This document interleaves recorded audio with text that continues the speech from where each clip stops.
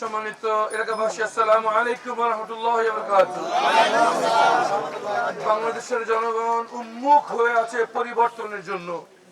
জুলাই আন্দোলনে ছাত্র জনতা রক্ত দিয়ে, বাচ্চা ছেলেমেয়েরা চোখ হারিয়ে, হাত হারিয়ে, পা হারিয়ে, তারা শুধু একটি নির্বাচনই চায়নি, তারা চেয়েছে একটি নতুন বাংলাদেশ, তারা চেয়েছে একটি নতুন ব্যবস্থা, যেখানে থাকবে জবাবদিহিতা, যেখানে থাকবে সততা, যেখানে থাকবে ইনসাফ। আমরা গত 54 বছর দেখেছি রাজনৈতিক নেতৃবৃন্দ টাকার কাছে বিক্রি হয়ে যান এবং দেশের স্বার্থ, জনগণের স্বার্থের চেয়ে নিজেদের ব্যক্তিগত স্বার্থকে প্রাধান্য দিয়ে থাকে। বাংলাদেশ জামায়াত ইসলামী ওয়াদা করছে ইনশাআল্লাহ 10 দলীয় জোট এবং বাংলাদেশ জামায়াত ইসলামী নেতৃত্বে 10 দলীয় নির্বাচনী জোট এমন প্রার্থীদেরকে বাছাই করেছে যারা আর যাই হোক কেউ টাকা দিয়ে কিনতে পারবে না ইনশাআল্লাহ।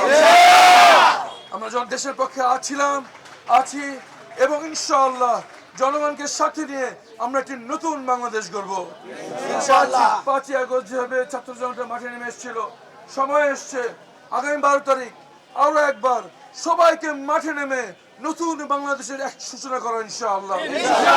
আসুন সবাই মিলে করি নতুন বাংলাদেশ।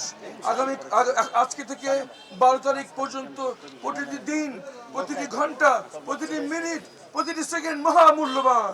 আসুন সবাই মিলে একসাথে নতুন ভবিষ্যতের জন্য কাজ করি ইনশাআল্লাহ। 12 তারিখ সবার সাথে মাঠে দেখা হবে ইনশাআল্লাহ। আসসালামু আলাইকুম ওয়া রাহমাতুল্লাহি ওয়া বারাকাতুহু।